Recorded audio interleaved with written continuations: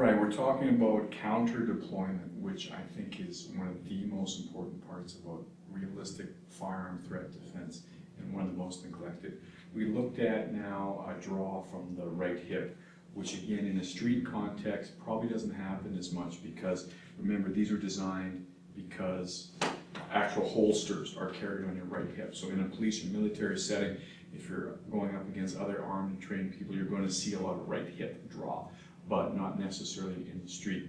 Now, one thing we talked about is the old school version where that hand hits the holster. The old style big heavy leather holsters only had one way for that gun to come out, and that was straight out the top, and simply putting your hand over top can stop that. Okay. Nowadays, even if we're talking about a holster, they often have these smaller ones that have more play out the back. They have ones that are complete rip-aways. So once his thumb hits the release there, the whole holster may rip away. So he's got more motion like this. So one of the ways we can solve that problem is instead of just jamming my hand up, I'm going to have to grab the wrist. Okay. The idea is exactly the same. The difference is as he tries to pull out, instead of trying to go this way, maybe weave the arm all the way in and go to a kimura. This is known as here. Okay. Now in this case, the weapon came out, which may or may not be a good thing. Just be aware that if a discharge happens here, I want to be aware that my head isn't in that field of fire. I don't want to be sitting here doing this. Now this is a good way to do the lock because I have good leverage here, but look how close my face is to the handgun. Yes, I'm out of the line of fire, but my left eye may very well be in the field of fire.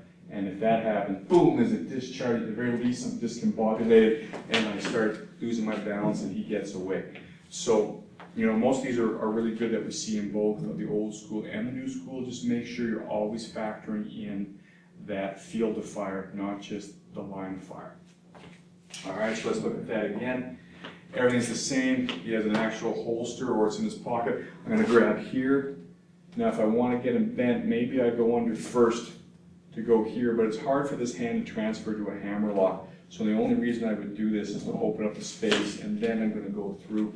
And remember, glue his elbow against him, all against me, against my chest here, and push down. You see how my right elbow is pushing down? That's what's actually starting to tighten the lock, and then I can crank with my whole body. Now in this case, the firearm didn't come out of the holster or the pocket, so I got to be careful. He's got a second hand to work with. So I instantaneously want to start cranking on this arm and start dragging him down. You see how he's intuitively, instinctively going to reach out to stop his fall. That means that when I see that hand on the ground, he's certainly not drawing his weapon with that, and I can just force him to the ground and then go to work.